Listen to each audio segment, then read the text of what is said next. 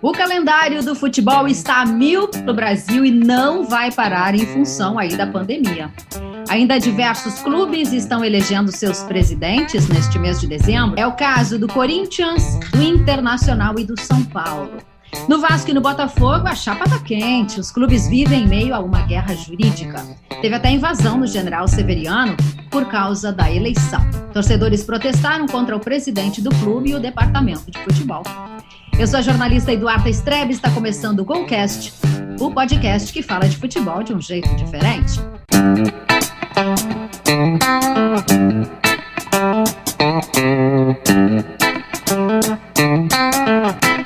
No episódio de hoje vamos falar com Cícero Souza, gerente de futebol do Palmeiras e presidente da Associação Brasileira de Executivos de Futebol.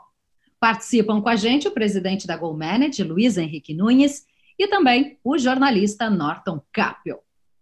Seja bem-vindo, Cícero. Tudo bem com você? Bem, Duda. Muito obrigado pelo convite. O prazer é todo meu. Estendo aí a minha chegada e a minha satisfação ao Norton, ao Luiz, e que a gente possa fazer um programa falando de futebol com um viés um pouco diferente do que é o comum e que é o propagado aí hoje na mídia comum.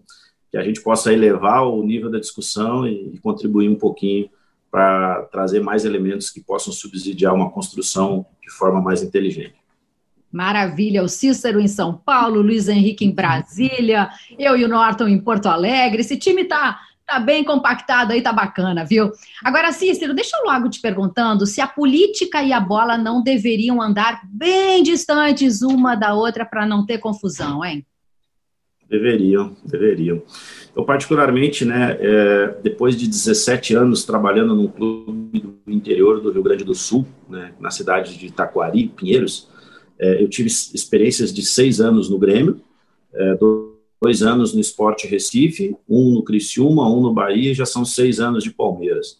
E te afirmo, a tua pergunta é extremamente pertinente. O futebol, ele existe hoje no Brasil por ter instituições centenárias, construídas e alicerçadas por estruturas políticas. Mas, na sua essência, a condução do dia a dia do trabalho, ela deveria ser técnica, não só a nível de comando de comissão técnica, mas como comando de gestão. E quando você tem constantes eleições, como você estava citando aí no início do programa, você tem a interrupção de ciclos que muitas vezes estão se aproximando de uma maturidade, estão se aproximando de estabelecimentos de processos muito inteligentes, e simplesmente porque a bola não entrou em algum momento, ou porque foi terceiro colocado no campeonato, o presidente não é reeleito, as pessoas todas mudam, os processos todos mudam, e na prática você mais se distancia do que se aproxima dos resultados finais. Então, com certeza, eu tenho uma convicção por viver dentro do futebol, que não deveriam andar tão próximos, política e tomadas de decisões técnicas. Mas também sou conhecedor, tenho a plena noção de que esse processo ele está longe no Brasil. Os clubes possuem o seu calendário de eleições, os clubes eles possuem não só um presidente, como presidente de conselho, eles possuem conselheiros, eles possuem conselheiros vitalícios. Existe toda uma gama política dentro do cenário de bastidores dos clubes de futebol que traz uma sustentação dos próprios clubes. Eu acho que mexer no estatuto dessas instituições é algo bem delicado e que eu acredito que, infelizmente, só vai acontecer essa mentalidade em alguns clubes quando eles estiverem realmente muito próximo do abismo. A gente ouve muito isso no Botafogo agora, Eu acho que a SA e qualquer tipo de profissionalização mais a funda ele ainda está, infelizmente, um pouquinho ainda distante do nosso futebol brasileiro. Cícero, aqui Norton Capio, Porto Alegre. Eu também queria aprofundar, e tu já desse alguns elementos dessa questão da ligação da política com o futebol. Os que defendem que futebol não chega, que a política não chega no futebol, falam que os jogadores têm o seu mundo à parte. Eu não compartilho desse entendimento. Eu acho que os jogadores sabem muito bem o que está acontecendo. Tu tens uma vivência grande nessa questão da convivência com os jogadores.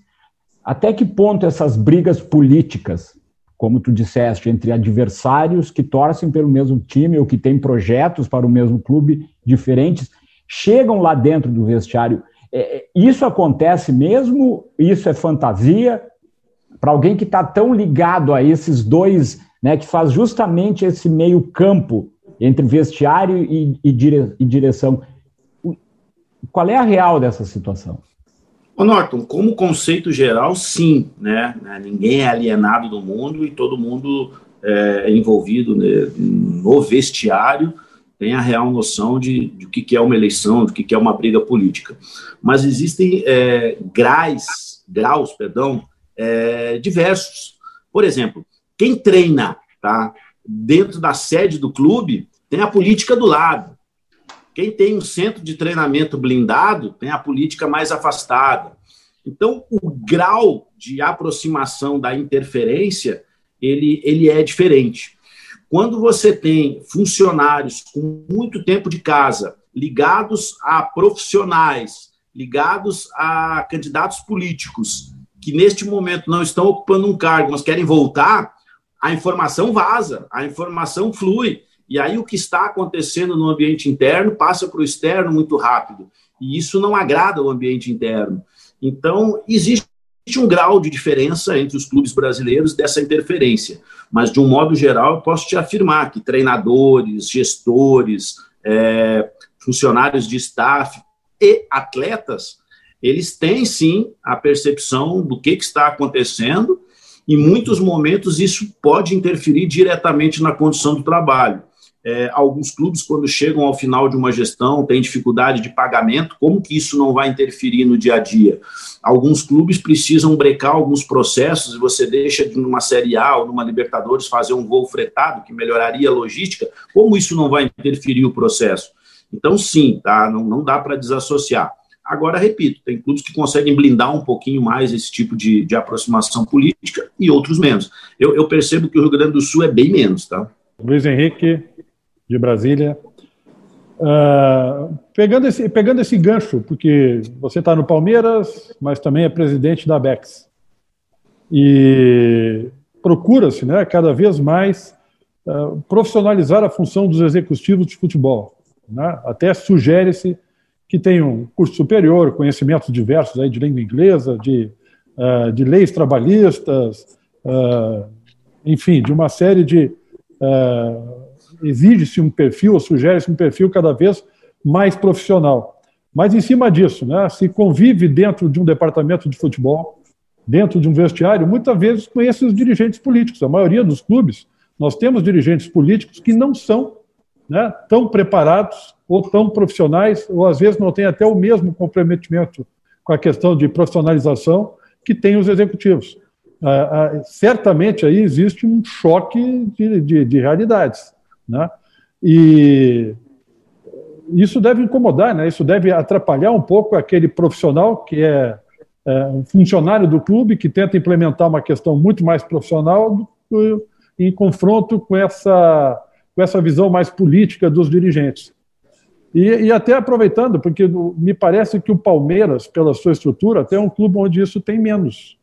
Né? As diversas funções do Palmeiras hoje são exercidas por profissionais que não são políticos.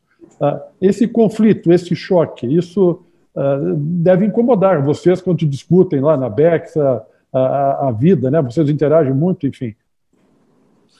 Luiz, deixa eu aproveitar o gancho para fazer uma contextualização, assim, não só da atividade do Executivo, quanto da sua associação, a ABECS, tá? Eu acho que a função do Executivo ela é muito mal vista, tá? Ela é interpretada como um mero contratador. Eu acho que as pessoas não têm noção do que é gerir pessoas, do que é gerir processos de comissão técnica, seja de um controle de cartões amarelos, de quais prazos que você tem para estabelecer programações internas de viagem, o que é comandar atletas, o que é fazer projetos de carreira, o que é coordenar uma área científica, tá? Introduzindo componentes no departamento médico, fisiologia, fisioterapia, nutrição, odontologia.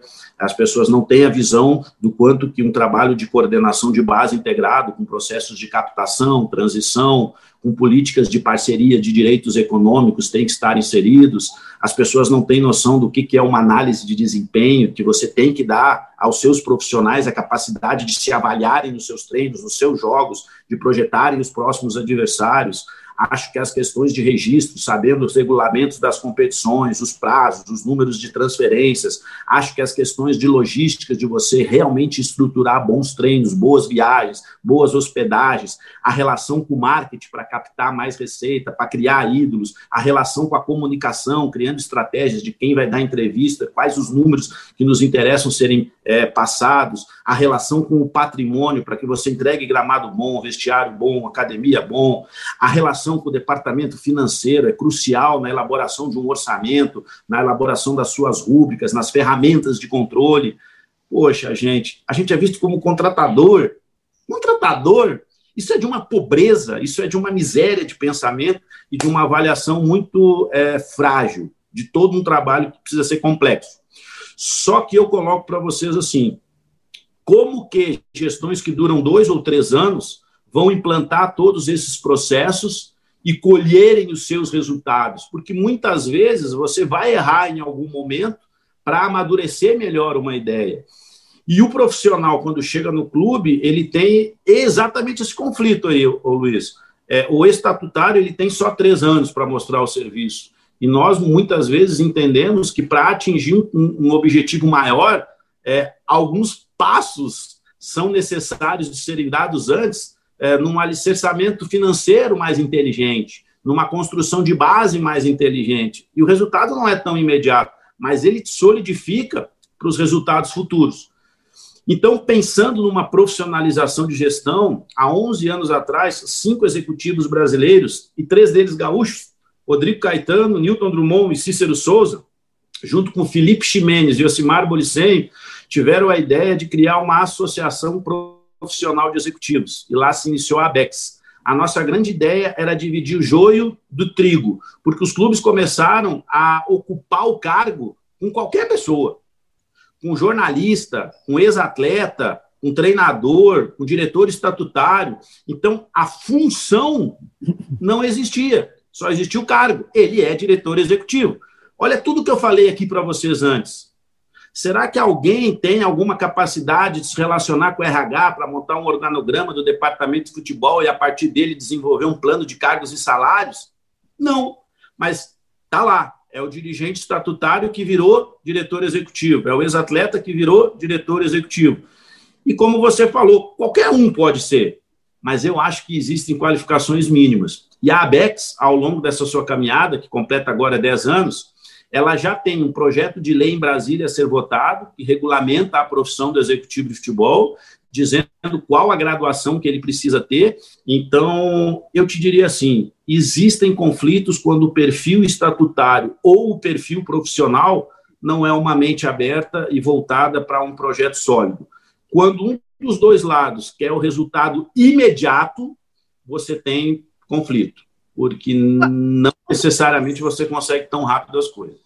Agora, onde está essa falta de visão? É de dentro do clube ou é de fora? Para esse papel tão importante que você relatou aí para a gente. Eu acho que é de modo geral, né, Duda? Eu citei tantas coisas aqui que, a partir do momento que eu citava, eu observava a reação de vocês, pô, tem isso, tem isso, tem isso. A imprensa não se preocupa em entender essa profundidade. Na realidade, muitos órgãos da imprensa, você não tem jornalistas formados lá. Então, se na sua própria profissão não tem uma necessidade de qualificação, quem dirá na dos demais? Os presidentes de clube não têm o alcance de toda essa complexidade que faz mover, né, o mundo do futebol. O torcedor, ele é apaixonado, a única forma de atender a sua paixão é o time profissional disputando títulos, então ele se cega nisso, ele não tem a condição intelectual de fazer toda uma avaliação de um trabalho. Então, como sociedade, e o nosso futebol está inserido dentro dessa sociedade, carrega algumas peculiaridades que atrapalham a interpretação do trabalho hoje de gestão. Não só do diretor executivo, tá? Como qualquer profissional hoje dentro de um clube de futebol. O Brasil é um país muito individualista. Então, quando alguma coisa não dá certo, a gente tende a botar o chapéu na cabeça de alguém. A era Dunga, a era Filipão, a Marta é melhor que o Neymar. Não, agora a Marta é pipoqueira. A gente individualiza muito as coisas. E no futebol a gente tende a individualizar um esporte que é coletivo. Não é um diretor executivo que é o responsável por todas as contratações, ou por todo o sucesso ou todo o fracasso. Nem só o treinador, nem só o presidente. Então, nós somos um país que não valoriza a educação. Então, a gente não valoriza o conhecimento. Ora, para que a gente quer botar alguém graduado em postos estratégicos se a gente não valoriza conhecimento? Então, eu te diria que toda uma compreensão da nossa sociedade faz a gente também ter um pouquinho de compreensão em relação ao nosso futebol.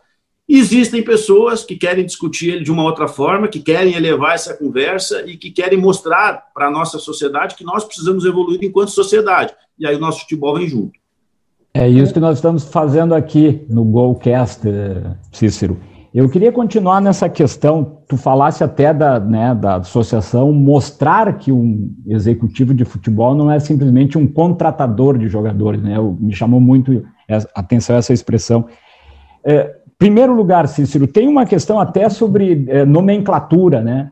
Coordenador técnico, gerente executivo de futebol, diretor executivo, tem o diretor político. Qual é a função, assim, o que tem essas características de cada um desses cargos? E eu já queria emendar a seguinte pergunta. Hoje o futebol brasileiro tem cerca de 124 clubes nas séries A, B, C e D, mas são cerca de 800 clubes considerados profissionais no futebol brasileiro. Em quantos deles existe esta figura do gerente executivo? Vocês fazem muita pergunta numa só. Se eu não lembrar todas, vocês vão recapitulando aí, né? Eu recapitulo, desculpa, não tem problema. Mas obrigado, porque poder falar de gestão e ter tempo para falar é uma dádiva. Na ABEX, a gente conseguiu padronizar ao futebol brasileiro o nome da função máxima da pirâmide, diretor executivo de futebol, tá? Então, a gente padronizou que um dia já foi superintendente, diretor de futebol, enfim, diretor executivo. Hoje, os 20 clubes da Série A têm diretor executivo de futebol, e isso é uma vitória da classe, porque o regulamento de licenças da Série A do Campeonato Brasileiro, ele estipula que os times têm que ter futebol feminino, que tem que ter uma iluminação acima de 2.000 luxes, que o treinador tem que ter licença Pro A e que o departamento seja comandado por um diretor executivo de futebol. Então, também é uma grande vitória da classe. O clube não pode não ter um diretor executivo instituído no papel. E quando a legislação passar a vigorar, ele vai ter que cumprir os requisitos da própria, Constituição brasileira. Eu acho assim, a divisão de cargos, ela depende da estrutura e do organograma de cada clube. Profissionalmente, vou pegar o Palmeiras, e eu devi uma resposta anterior, né? Aqui no Palmeiras, nós não temos vice-presidente de futebol. Nós temos um diretor executivo de futebol, o Anderson Barros, e um gerente de futebol, que é o Cícero Souza. E também temos um coordenador de categoria de base executivo, que é o João Paulo Sampaio. Nós não temos a presença estatutária, então as decisões elas são técnicas validadas pelo presidente. O que eu percebo? O diretor executivo, junto com o gerente, eles primeiro validam com o presidente os objetivos do departamento de futebol. Essa é a primeira função, validar os objetivos. Nós, por exemplo, no Palmeiras temos 4 grandes objetivos: técnicos, financeiros, de imagem e de formação de atletas. Aqui no Palmeiras, a gente estruturou o nosso modelo de gestão de forma piramidal, em 4 andares, respondendo 4 perguntas cruciais. Lá em cima, lá no topo da pirâmide, para que existe o Palmeiras? E a resposta é uma: paixão. Atender a paixão do torcedor. Segundo andar, como atender a paixão do torcedor? Dentro da caixa, a resposta: futebol profissional competitivo. Não adianta o marketing ser bom, o CT ser bom, a base ser boa. Se a equipe profissional não for competitiva, a paixão não está atendida. Terceiro andar da pirâmide, como ter uma equipe profissional competitiva? Acreditamos que precisamos de 2 pilares de excelência: estrutura e profissionais. E lá na base da pirâmide, a pergunta é essencial: como ter os profissionais em estrutura de excelência? Agindo nas receitas. Então, toda a tomada de decisão, ela visualiza essa pirâmide, visualiza o modelo de gestão e entende como que a tua decisão vai impactar na receita. porque da receita você vai trazer bons profissionais e melhorar a sua estrutura, para ter um time profissional competitivo e atender a paixão do torcedor. O que eu reparo é que muitos clubes tomam decisões sem modelo de gestão e tomam decisões querendo atender a paixão do torcedor. E atendem, fazem contratações impactantes, mas atendem 5, 10 dias. E depois a conta fica por 3, 4, 5 anos. Então, existe uma lógica dentro do modelo de gestão. Então, repara que diretor executivo e gerente participaram da construção de objetivos e da construção do modelo de gestão. Eles validaram isso estatutariamente com o presidente e com as principais pessoas envolvidas em outros clubes, se for o caso. A partir daí, existe o estabelecimento dos processos, de como que você realmente vai trazer logística, registro, comunicação, marketing, base, patrimônio, para agregar ao modelo de gestão e atingir os seus objetivos. E os gestores do futebol, cabe a eles também uma visão de futebol. Qual o futebol que eles enxergam, que eles gostariam que os times jogassem? Porque, infelizmente, os clubes não têm isso claro. Não existe um modelo instituído em nenhum clube brasileiro hoje. Ele fica muito na cabeça de cada treinador que chega lá. E talvez o clube possa, em algum momento, assumir a ideia de qual jogo que ele queria entregar e, acima disso, começar a buscar profissionais que entregassem esse jogo. Repara que é complexo. Aqui no Palmeiras, a partir dos objetivos, do modelo de gestão e dos processos instituídos, o Anderson Barros, que é o diretor executivo, ele interage do portão para fora. Então, é ele que vai com a imprensa, é ele que vai com o mercado, é ele que vai com o patrocinador, é ele que vai com o presidente. E o gerente, que é a minha função, ele interage do portão para dentro. Sou eu que vou lá no dia a dia com a comissão técnica, com os atletas, com a área de saúde, com a categoria de base, com a análise de desempenho, com a análise de mercado, com a logística, o registro. Então, fica bem claro as divisões de tarefas para nós aqui. Espero que tenha atendido essa pergunta. Deixa eu fazer uma questão ainda sobre a BEX, né? E da interação da BEX com o mercado, com os clubes, com as federações, enfim.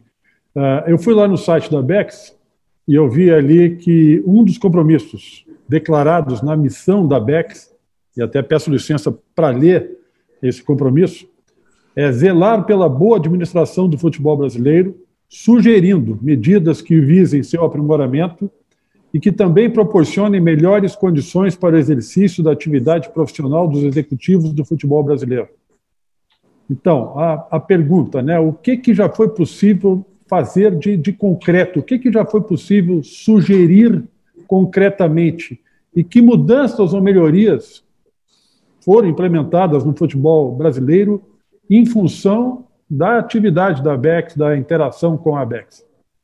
Bom, como eu te falei, a BEX então tem 10 anos. Coincidências ou não, os campeonatos brasileiros sub-20 e 17, as Copas do Brasil sub-20 e 17 surgiram depois desse período.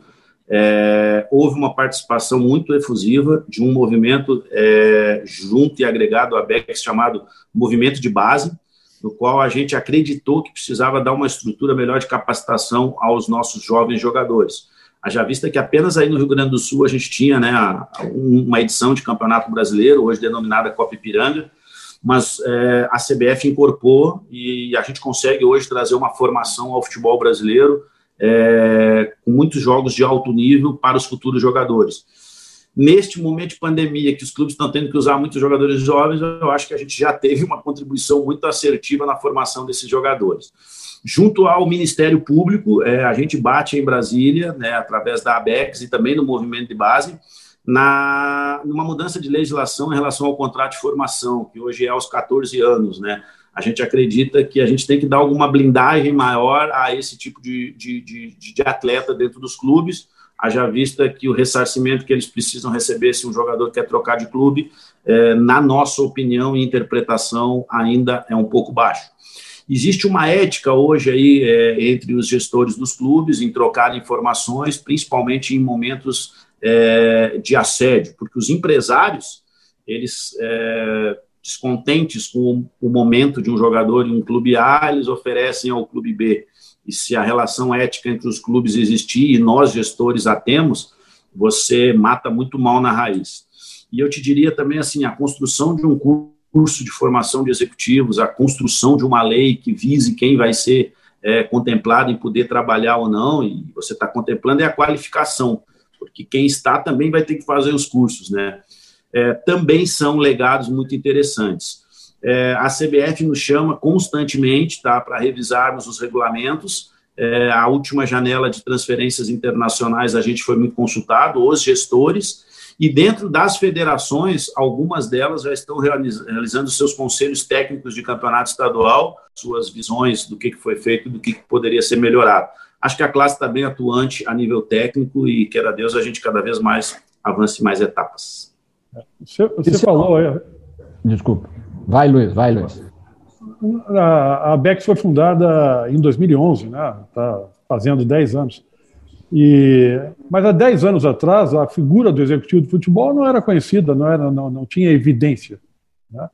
Mas teve uma coincidência, eu acho que é uma coincidência, ou não, né? Naquele ano, Curitiba e Vasco... Final da Copa do Brasil. Isso, Curitiba e Vasco decidiram a Copa do Brasil. E ali tinham 2 profissionais que estavam muito bem cotados, né? O trabalho deles era evidente, que era o Rodrigo Caetano no Vasco e o Felipe Jimenez no Curitiba. Aí a questão do ovo e da galinha, assim, aquele trabalho motivou para que se criasse uma associação e se investisse nessa profissão, nesse cargo, ou foi o contrário, né, senhora?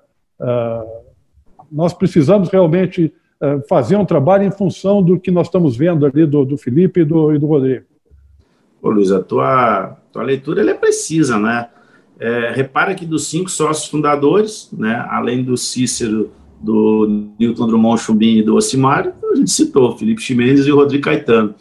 Porque naquele momento, talvez nós 5 tínhamos uma certa ascensão aos demais, e quando o Rodrigo e o Ximenes fazem uma final de Copa do Brasil, e naquele momento ficou muito propagado o trabalho do executivo, foi justamente aí o deadline, né, que os clubes, tem que ter um diretor executivo. Só que botava qualquer um. Dali que surge a associação. Não, peraí, tem joio e tem trigo, né? Por exemplo, eu acho que não tem problema nenhum de dar nome aos bois. O que foi feito no Cruzeiro?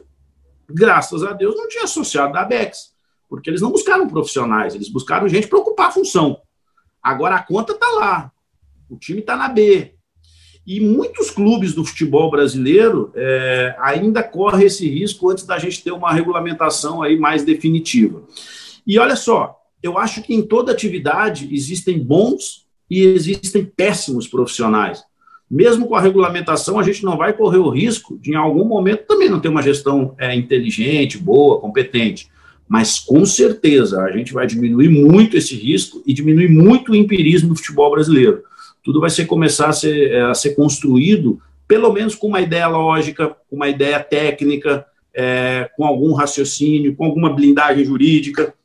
E a gente carece demais disso no futebol brasileiro, porque a gente só fala de contratação, escalação, contratação, escalação, contratação, escalação. É uma coisa que não cabe mais. A gente tem que elevar o nível dessa discussão, e aquele momento lá atrás nos permitiu elevar essa discussão, e justamente a partir dele que a associação criou um escopo maior.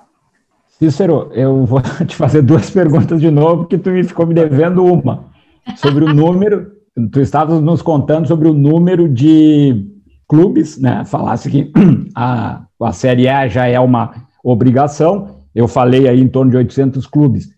Como é que está essa figura na totalidade do país ou na totalidade das séries A, B, C e D? Qual é o quadro hoje no Brasil dessa função? Não, já é um quadro bem mais propagado, tá? Dentro da associação, dentro da ABEX, hoje nós temos 12 associados trabalhando em clubes de Série A, mas repito, os 20 clubes, né? Tem a ideia do executivo. São 11 associados trabalhando em clubes da Série B. Eu não vou lembrar de cabeça, mas eu poderia praticamente afirmar que todos os times da Série B têm um gestor. E lá na ABEX nós temos associados hoje trabalhando na Série C, como o Ney Pandolfo no Santa Cruz, associados trabalhando na Série D, como o Fred Gomes no Floresta, o Marquinhos no Cascavel. É uma coisa que cresceu.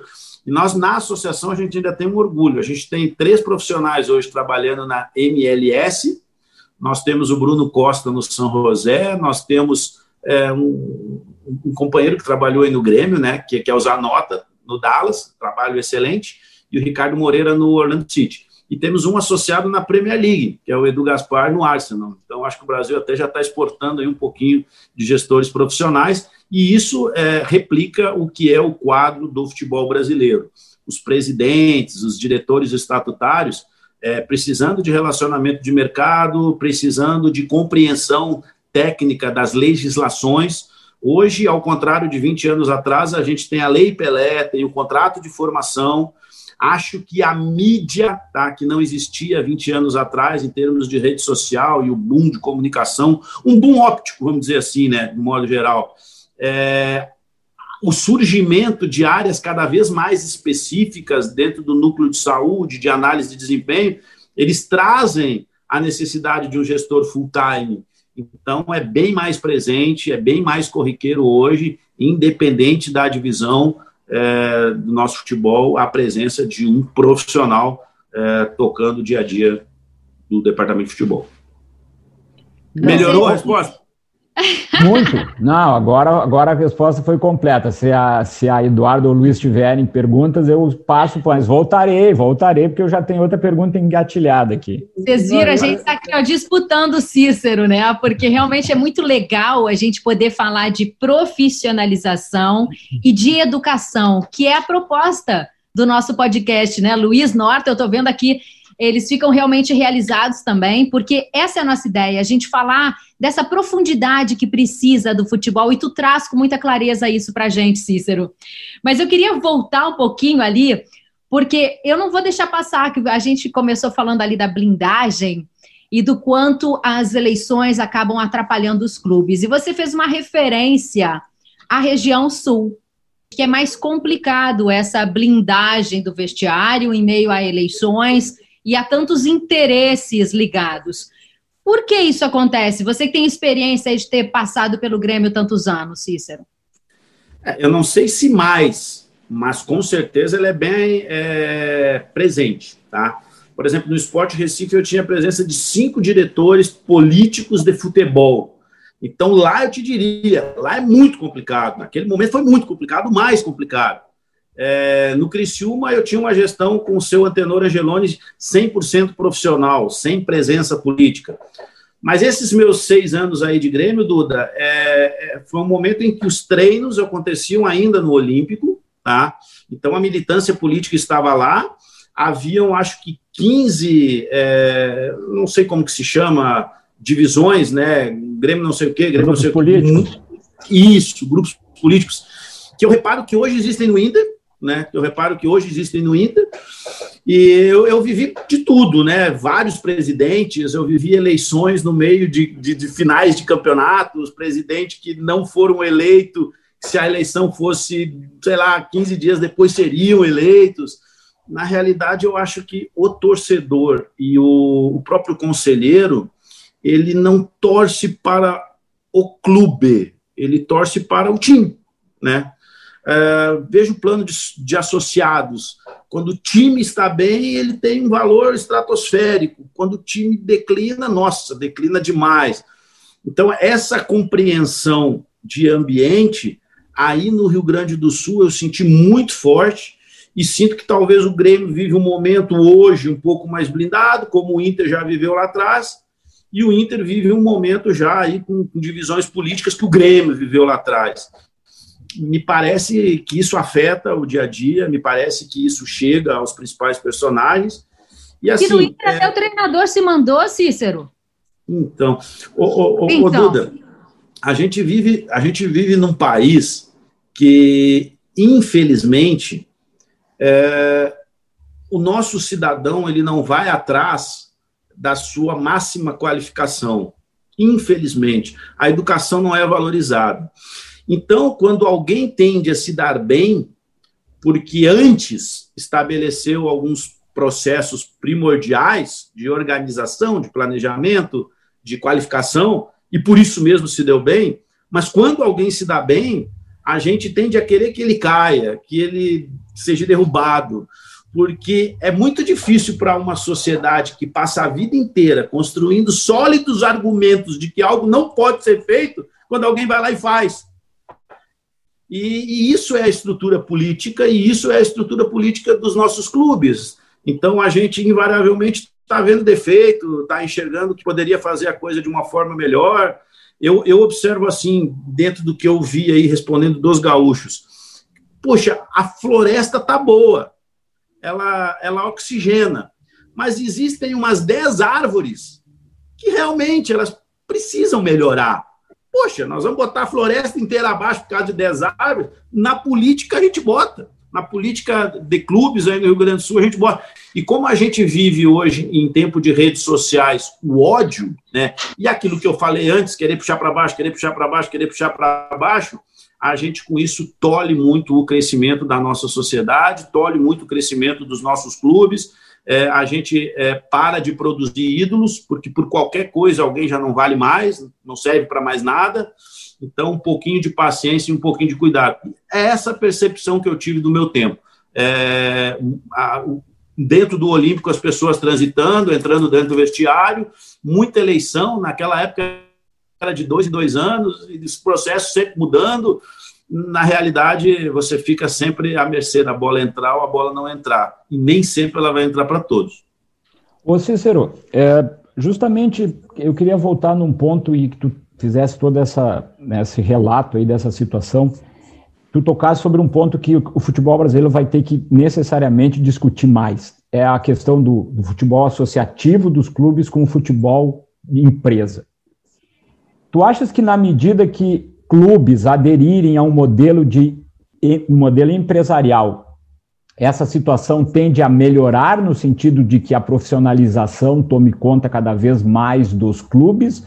Ou tu achas que no modelo de futebol brasileiro, essa questão dos clubes deixarem de serem associativos é quase que uma miragem, utopia. Não vai acontecer? Utopia? Eu acho que hoje a gente ainda está distante, né? Mexer nos estatutos não interessa para quase ninguém, né? E também tem a convicção que a partir do momento que se um dia os 20 clubes da Série A forem profissionais, ainda assim 4 vão cair.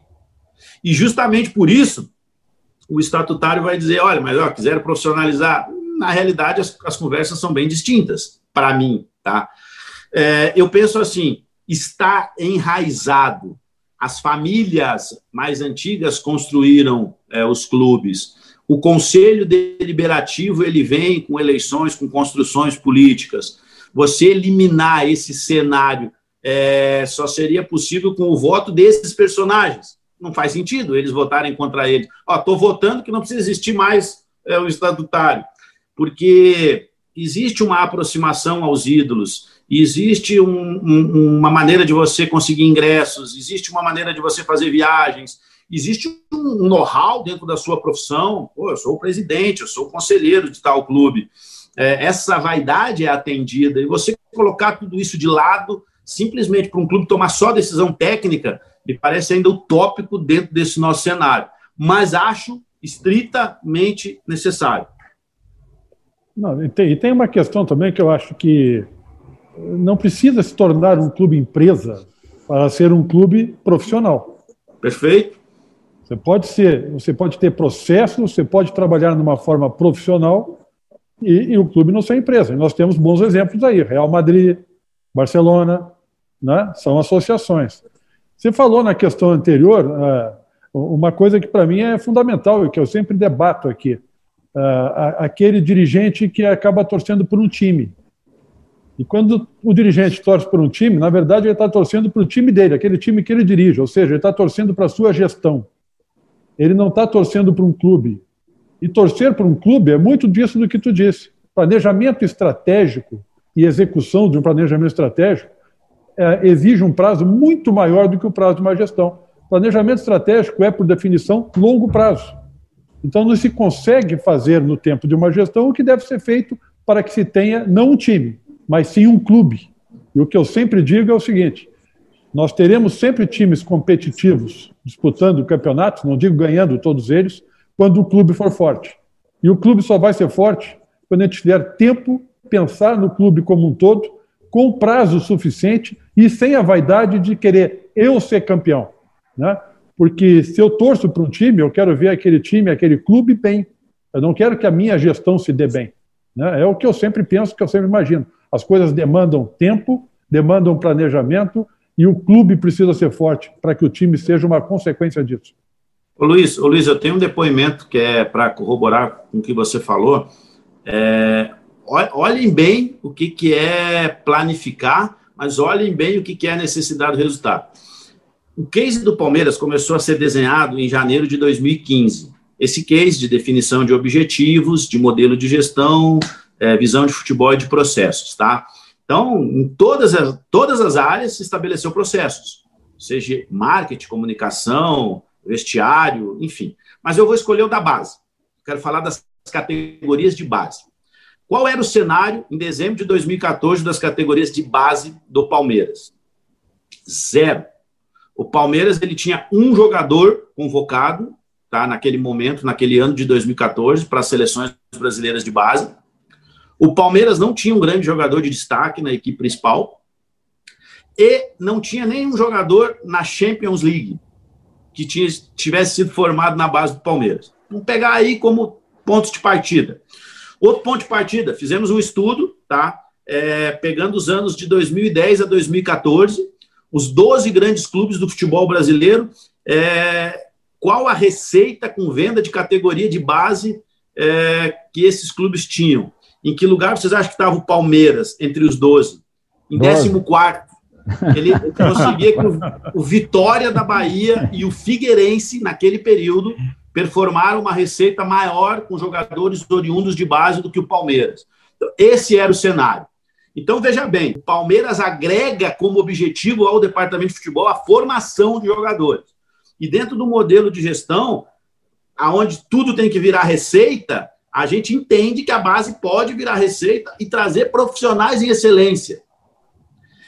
E aí começa o nosso case. Primeiro, contratação de um profissional para coordenar a base. Segundo, reestruturação do centro de treinamento da base. Terceiro, qualificação dos profissionais da base. Quarto, aquisição dos principais olheiros, observadores de jogadores de base. Quinto, aproximação dos principais polos formadores de jogadores. Sexto, desenvolvimento de uma metodologia de trabalho. Sétimo, idas à Europa, dando formação, jogando contra outras escolas e valor comercial ao jogador por estar jogando ele na vitrine. Então, olha só, hoje eu estou falando com vocês, nós temos quase 40% do elenco profissional formado em casa.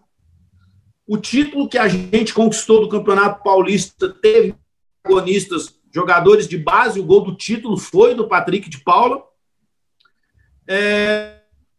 Libertadores, nos jogos contra o Delfim de oitavas de final, no jogo de ida, todo o banco era da base e 13 jogadores eram da base. No jogo de volta, que a gente ganhou de 5, 4 gols foram feitos pela base. Fazem 3 anos que a base do Palmeiras é o time que mais entrega jogadores à seleção brasileira. 3 anos. Hoje nós temos, constantemente, 4 jogadores de base jogando a Champions. O Vitão joga no Shakhtar e joga marcando o Benzema. Nós temos 2 crias da base do Palmeiras na seleção brasileira principal, o Gabriel Menino e o Gabriel Jesus. Nós somos o 3º time que nos últimos 5 anos mais performou receita em venda de jogador de base. Só que se a bola da Copa do Brasil, do Fernando Praz, de 2015, não tivesse entrado, nada disso aconteceria. Nada dessa história linda que foi construída teria sido desenvolvida na sua plenitude, porque o time principal não teria sido campeão em 2015, em dezembro de 2015. Vocês entenderam o que se precisa para maturar um processo? Eu escolhi a base, poderia escolher outros segmentos, mas se a bola não entra, não adianta. Você vai vice-campeão, não adianta. Zera, começa tudo de novo. E é o que eu falo. Mais se distancia do êxito do que se aproxima. Então, eu gosto de contar essa história porque são fatos. É a verdade, é fácil. Eu cito os personagens, é fácil identificar isso. Mas muitos clubes do futebol brasileiro iniciaram processos de reconstrução e caminhariam para uma receita melhor, para uma estrutura melhor, mas, infelizmente, como a bola não entrou, às vezes ela bateu na trave, às vezes foi decidida nos pênaltis, esse processo foi interrompido, os gestores foram taxados de incompetentes e tudo se reiniciou do zero, até que novos também fossem taxados assim, para se reiniciar do zero, e os clubes estão sempre se reiniciando, e nenhum deles tem processo, e nenhum deles tem gestão, e nenhum deles tem modelo, e quase nenhum, há 5 anos atrás, tinha centro de treinamento. Nós somos o país do futebol, e hoje o Botafogo não tem CT, o Fluminense mais ou menos, o Vasco mais ou menos. É impressionante. Há 5 anos atrás, não sei se o Grêmio já tinha inaugurado, o Inter é uma situação a se resolver, e nós somos o país do futebol, sem ter um processo, sem ter um modelo de gestão, sem ter uma ideia concreta. A gente só se reinicia, a gente só joga cabeças na bandeja e começa do zero, e cada vez mais cria dívidas, e cada vez menos cria identidade com os seus clubes. E eu não estou bravo, só me empolguei. Ô, Cícero. Não, e Norton, olha que interessante, assim, certamente isso é colocado em outros canais, mas você está colocando aqui no nosso Golcast.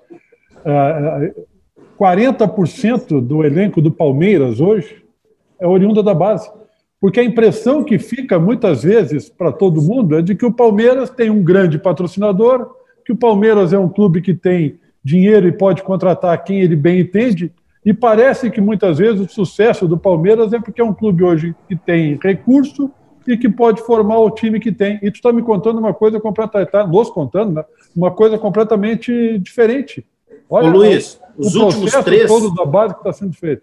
Nos últimos 3 campeonatos brasileiros, em 2 deles, o Palmeiras foi o time que menos usou jogador, e no outro ele foi o segundo time que menos usou jogador. Mas o que talvez tu ache é que o Palmeiras tem muito jogador, tem um elenco com muitos jogadores. Hoje, neste momento, na nossa planilha aqui de jogadores, são 28 atletas. Eu desafio vocês a entrar no site dos outros 19 clubes de Série A e verificarem se nós não somos um dos 3 times com menor número de plantel. Isso só é possível por um núcleo de saúde, tá?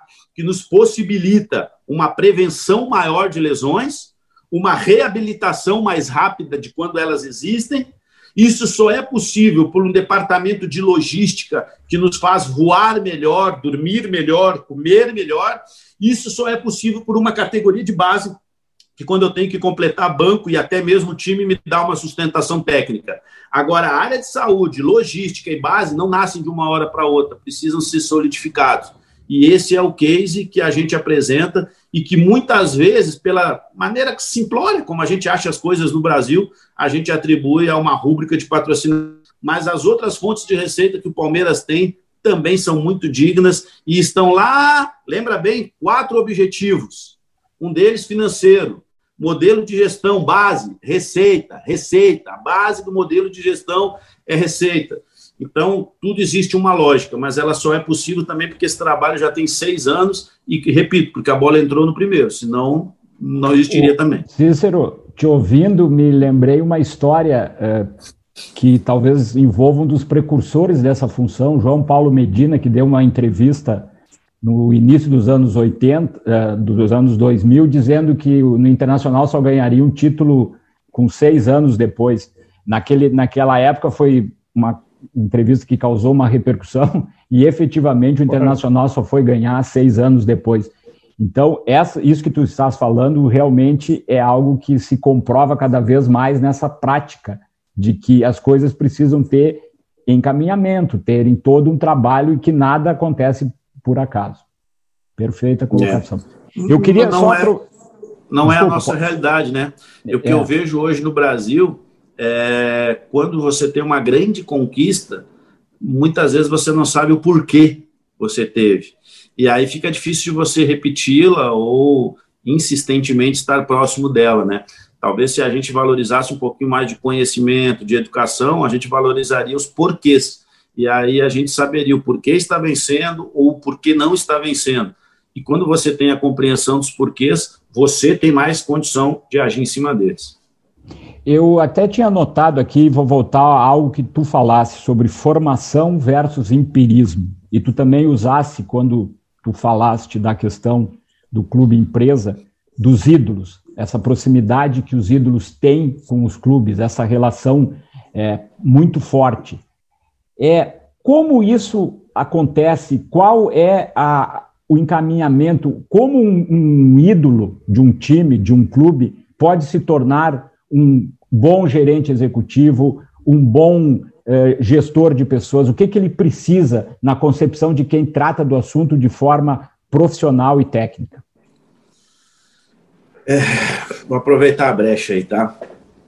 Eu trabalhava no Bahia em 2014 e a gente perdeu a Fonte Nova para a Copa do Mundo. Então, três rodadas do Campeonato Brasileiro de 2014, a gente precisou jogar em Feira de Santana. E eu não vou citar nomes, tá? Mas eu vou citar o exemplo para te responder. O nosso jogo era quarta-feira à noite, em Feira de Santana. Treinamos na terça em Salvador e viajamos para a Feira de Santana. Dormimos lá. 8 da manhã, telefone do meu quarto toca. E aí eu vou atender a gerente. Pô, seu Cícero, eu conversei com o teu supervisor aqui agora, é o seguinte, o teu adversário de hoje de noite está pedindo para vir fazer um day use aqui. Eles ainda estão em Salvador e eles querem vir aqui fazer um day use, querem vir almoçar e passar a tarde antes do jogo. E o teu supervisor me disse que eu tinha que pedir a tua autorização, ok? Ok, não tem autorização, não os receba. Aí eu me lembro que ela me disse, pô, mas seria importante para o hotel receber 2 delegações. Não, mas eu acho que seria mais importante para o hotel me receber 3 vezes. Eu ainda tenho mais 2 jogos, não está autorizado. Então tá bom. Quando dá 9h30 da manhã, me liga o gerente de futebol desse clube. E ele é um ex-jogador. Estou tentando te responder com fato, claro, né? Ele é um ex-jogador. E ele me liga, ô Cícero, a gente ainda não se conhece pessoalmente, o pessoal fala bem de ti, pô, aquela vaselina toda, né? Pô, que legal, ela aí, pô, também quer te conhecer hoje de noite. É o seguinte, o pessoal aqui da minha supervisão está me dizendo que estão tentando ir para o hotel fazendo day use e que tu não está deixando, então eu estou ligando aí para pedir aí, para ver se é verdade, se é isso mesmo. Não, é isso mesmo, não está autorizado para esse hotel que vocês não vêm. Aí esse grande jogador, olha, ele tem muito título, cara. Eu fiquei curiosa, estou muito curiosa. Ele é um jogador top da história do futebol brasileiro. Ele me diz assim, pô, Cícero, mas eu acho que a gente tem que se unir os clubes do futebol brasileiro. Eu acho que a gente tem que estar junto. Pô, eu também acho. Eu acho que a gente tem que discutir direito internacional, calendário. Eu acho que a gente tem que estar junto não precisa estar junto no mesmo hotel, né, no dia do jogo. Aí ele me diz assim, ô Cícero, é por isso que o futebol brasileiro não vai para frente. Aí eu falei para ele, não, o futebol brasileiro não vai para frente porque um clube do tamanho do que tu tá, escolhe tu para tua atividade e no dia do jogo, tu percebe que tem que vir para o estádio, tu tem que vir para essa cidade aqui, no dia do jogo. É por isso que o futebol brasileiro não vai para frente, porque ele escolhe pessoas incapacitadas para assumir o seu posto. Eu te respondi bem, Luiz. Mas, cara, o ex-jogador, ele tem um monte de coisa para fazer para se tornar um diretor executivo. E ele pode ser em excelência. Eu já citei aqui o Ney Pandolfo, que está lá no Santa Cruz, que fez um excelente trabalho no Santos. O Rodrigo Caetano, nem sei se foi um grande jogador assim, né, meu amigão, mas ele é ex-jogador. Pô, eu citei aqui o Edu Gaspar, ele está na Premier League. Então, o fato de você ter sido ex-jogador, ele não te qualifica para nada. Agora, se você buscar a sua graduação, se você buscar entender das legislações, de lidar com seres humanos, de entender qual é o regulamento de licença de clubes, qual é o regulamento geral de competições, o que é um contrato de clube formador, o que é uma CLT, como é que é um contrato de marketing, aí ele pode se qualificar, e não só o ex-jogador. Então, eu sou muito reticente a isso. Eu acho que a nossa profissão, ela precisa de qualificação, independente de onde vier. Quer saber? Eu acho que quem jogou tem muito mais condição de buscar aperfeiçoamento, porque ele viveu dentro do vestiário, ele viveu viagem. Como é que tá esse coraçãozinho? Eu tô achando você empolgado. Como é que tá esse coraçãozinho? Já tô ficando tensa aqui, ó. Tá tudo certo, Cícero? Tudo certo, tudo em paz. Gaúcho é tranquilo aqui, esse gaúcho é tranquilo. Mas eu pergunto isso porque tu teve perrengue aí nos últimos tempos, né? Até adotou uma política mais light de viver esse meio do futebol, de cobranças e de tanto ódio na internet, né? Você optou por ficar um pouquinho fora, né, Cícero? Eu particularmente eu não tenho redes sociais e não tenho esse tipo de acompanhamento. Em 2010, um momento bem difícil ali da minha carreira, tá? Em algum momento, na primeira chegada do Renato no Grêmio, né? Na mesma semana eu tenho uma crise hipertensiva, tá? Nós estávamos em 19º no Campeonato Brasileiro, a gente tinha sido campeão gaúcho, semifinalista de Copa do Brasil e patinou no início do Brasileiro. E, enfim, tive uma crise hipertensiva, comecei a tomar uma medicação que até hoje perdura, e graças a Deus terminamos o ano em 4º lugar, classificado para a Libertadores, um ano bem bacana ali, e a chegada do Renato, toda a construção dele dentro do clube. E ano passado, aqui no Palmeiras, em um jogo a Chapecoense, que o Palmeiras fez um gol aos 54 do segundo tempo, naquele momento eu tive uma dor aguda de peito, foi constatado 90% da minha artéria coronária entupida, eu coloquei 2 stents num procedimento cirúrgico feito com urgência. A diferença do Cícero até o jogo da Chapecoense para depois, eu somatizava para mim todo o clube. Hoje eu somatizo para mim toda a minha responsabilidade. Então eu tenho muita consciência de que eu ainda sou responsável por muita coisa, mas eu não tento abraçar aquelas que eu não tenho condição de fazer. Nós somos muito assediados, é muita gente que nos procura, seja de mídia, seja de torcida, seja da parte estatutária, empresário, assessor de imprensa, é muita gente. Então eu tenho as minhas prioridades agora, atender às prioridades do clube.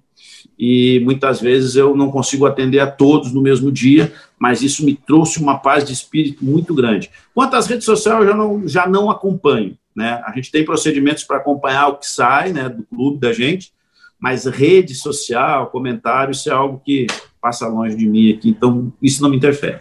Cícero, tu falasse uma coisa que me chamou a atenção sobre esse episódio aí da Chapecoense, esse gol ao final. Nós falamos aqui o tempo inteiro em profissionalismo, em condições, e a sensação que nós, torcedores, eu sou torcedor, e jornalistas, enfim, é que quando a pessoa, no caso, é profissional, o sofrimento parece que não é o mesmo sofrimento do torcedor, que quase morre com aquele gol 54, mas o que tu está nos contando, parece um pouco diferente. O profissional sofre também, se a bola bate na trave, se o goleiro falha, se... Nos conta um pouco isso, porque eu realmente fiquei bem impressionado com essa tua declaração. Assim, Norton, para mim é muito claro, né? A minha família está lá em Taquari, eu estou aqui, eu tenho que amar muito futebol. Meu pai trabalhava em algumas rádios, né, do Vale dos Sinos, e eu, dos 8 aos 13 anos, na rádio que se chamava, se eu não me engano, Progresso, de Novo Hamburgo, e que hoje talvez acho que é ABC, eu acompanhei Aimoré em Novo Hamburgo por 5 anos, dos 8 aos 13. Eu ia ao estádio, eu ajudava, olha que maluquice, com 8, 9, 10 anos. O microfone, ele tinha um fio enrolado num carretel. Hoje é tudo sem fio, né? Eu desenrolava o fio. Poxa, gauchão no inverno, aquilo ficava pesado. Eu com 9, 10 anos, eu pegava a escalação, eu levava lá na cabine para o professor Laerte Santos, que era o narrador. E quando terminava o jogo, nossa, já era tudo escuro, e eu e meu pai recolhendo aqueles cabos. E eu ganhava um refrigerante, eu acho, para o jogo, mas eu queria estar ali do lado, sabe, vivendo aquilo. Eu trabalhei 17 anos no Pinheiros de Taquari, eu cortava grama, colocava rede na goleira, vendia meio galeto para pagar ônibus, fazia rifa para pagar arbitragem.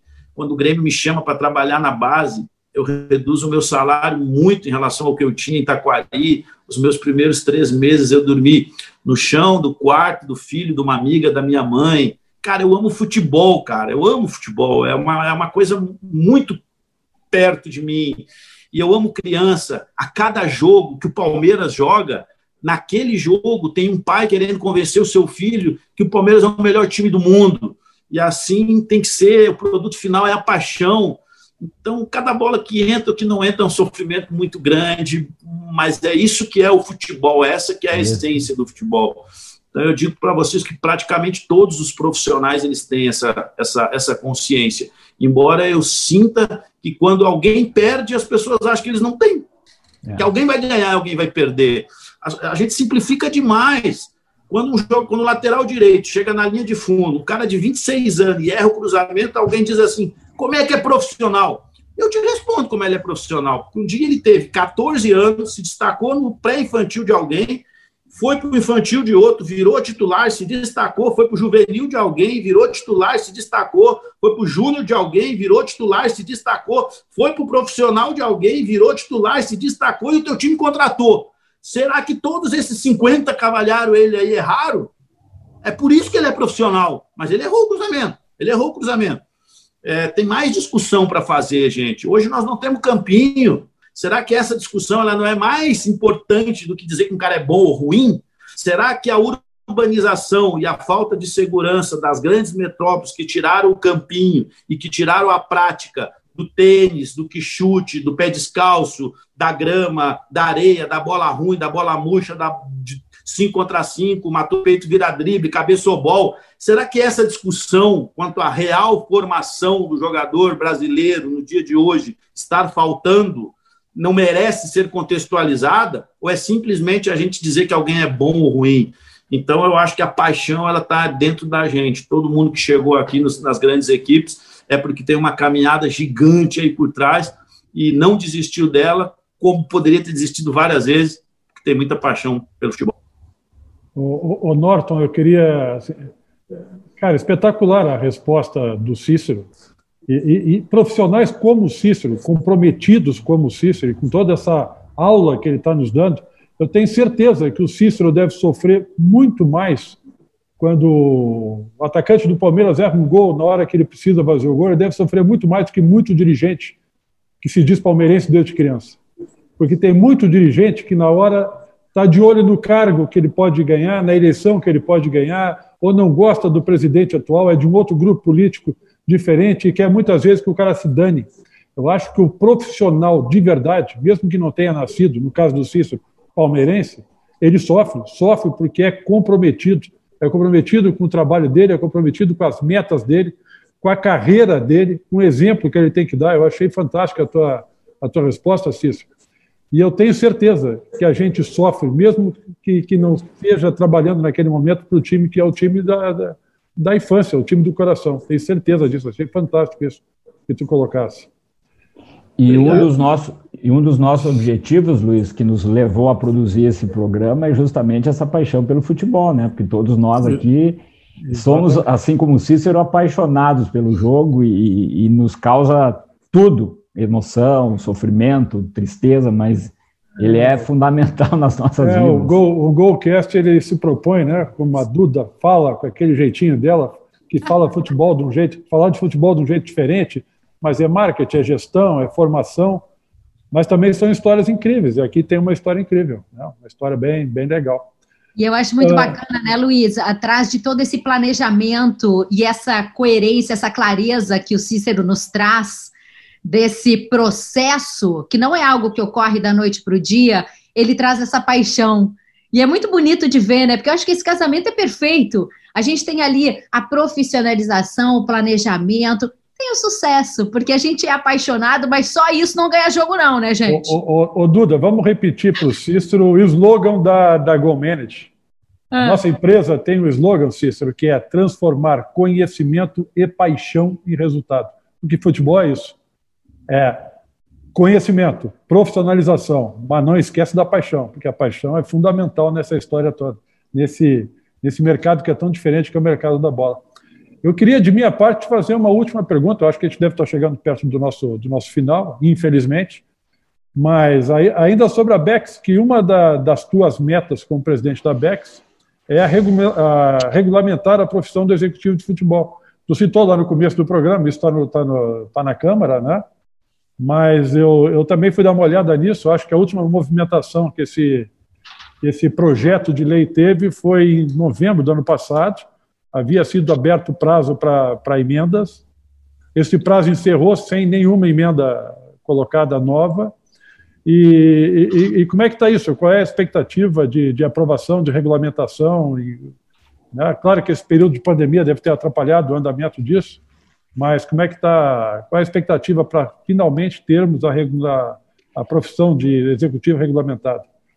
A expectativa é que o texto de lei, que nesse momento se encontra na Câmara, já validados pelos técnicos, tá? Dos deputados que abraçaram aí ao projeto, em especial o deputado federal Alex Manente, que seja votado nos próximos meses. Estou muito feliz, porque foi uma caminhada árdua e de muita dedicação e afinco à construção de um texto coerente, um texto inclusivo. Qualquer cidadão vai poder se tornar gestor, mas antes ele vai ter que ter graduações, né? Seja a nível de terceiro grau, seja a nível de cursos dentro da CBF Academy, e mais do que isso, é um reconhecimento da necessidade da profissionalização do futebol brasileiro, porque hoje ela é de discurso, né, de cargos ocupados por imagens, não necessariamente por funções. Mas o status é esse, tá? A gente deve ter aí, dentro em breve, não mais que nos próximos 3 meses, o texto de lei sendo colocado em votação. Maravilha. Cícero Souza, que bom te ter aqui com a gente. Eu não sei se o Norton está engatilhando uma pergunta ali. Eu não vou fazer a pergunta, eu anotei aqui. O Norton é um outro programa. O Norton tem mais 3 perguntas para você. Não, eu tenho mais 10, eu não vou fazer. Você tem uma semana para ficar com a gente? Mas eu tenho mais perguntas, eu anotei aqui, Cícero, que isso vai ser um outro programa aqui com o Golcast. Essa questão que tu trouxe, e realmente vou deixar em aberto, porque é uma discussão profunda, essa modificação da formação do jogador brasileiro versus a formação do jogador europeu, que é uma discussão profunda, tática, técnica, mas eu não vou fazer a pergunta porque o programa está terminando e eu tenho que devolver para nossa chefe. Chefe nada, gente. Uma pinceladinha. Realmente é um assunto que a gente pode passar aqui bastante tempo tratando, mas o fato é o seguinte: o europeu, quando entendeu que a nossa qualidade técnica nos dava muita vantagem, ele desenvolveu outras escolas físicas e escolas táticas. Se você pegar a final de 74, ela já é o primeiro expoente disso, né? De uma seleção estritamente física como a Alemanha e uma estritamente tática como a Holanda. E se passaram 12 Copas a partir de 70 e a gente venceu 2, e já são 13 anos que um brasileiro não é eleito o melhor do mundo, e nos últimos 4 mundiais sub-20 o Brasil não vai a 3. Então, na realidade, a gente fala, mas traz fatos, né? Traz fatos.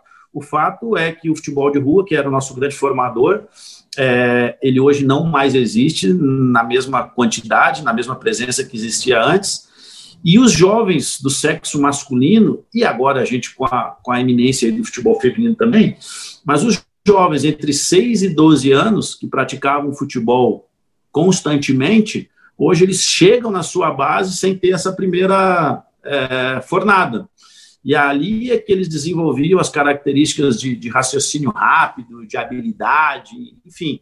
O que o Palmeiras tenta fazer? Recriar o ambiente de rua através de 3 vertentes. 1, showball. A gente tem uma quadra de showball no nosso CT, onde os meninos podem jogar a hora que quiser, quantos quiserem, contra quem quiserem, e a bola não sai nunca. 2, futsal. Até os 14 anos a gente estimula que joguem campo e futsal concomitantemente. 3, futebol da favela. Uma vez por semana, da sub-14 para baixo, a gente invade uma periferia, invade uma comunidade, às vezes até tem escolta de polícia para dar uma estrutura, mas a gente vai lá jogar no terrão, onde a bola quica toda hora, está viva toda hora, e a gente interage com as comunidades. O Patrick de Paula vem da Taça das Favelas, o Carlos agora, um novo menino, vem da Taça das Favelas. Então, eu acho que os clubes eles precisam ter conhecimento e, a partir do conhecimento, tomar decisões estratégicas.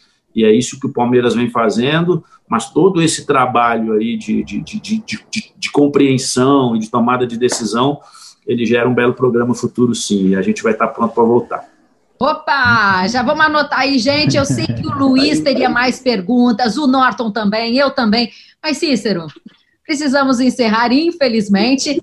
Eu sei que você não vai nos ver nas redes sociais, mas eu te pergunto o seguinte, o WhatsApp você usa, porque o Rodrigo Caetano nem isso usa. Não usa, né? Não usa, né? Brincadeira, né? Ele tá no MSN ainda. Brincadeira. Eu acho que no carro dele ele deve ter toca-fita. Pois é, olha, eu não sei hoje como como alguém vive sem o WhatsApp. Rodrigo Caetano, não sei como. Mas, Cícero, você, então, a gente manda o Golcast, essa edição maravilhosa, para o teu WhatsApp, pode ser, já que você não está na rede? Combinado, vou aguardar. Cícero Souza, foi um prazer falar com você. Esse foi o nosso Golcast, o podcast que fala de futebol de um jeito diferente. A gente fica por aqui e olha, tem muito mais atrações, hein? Um beijo, a gente se vê.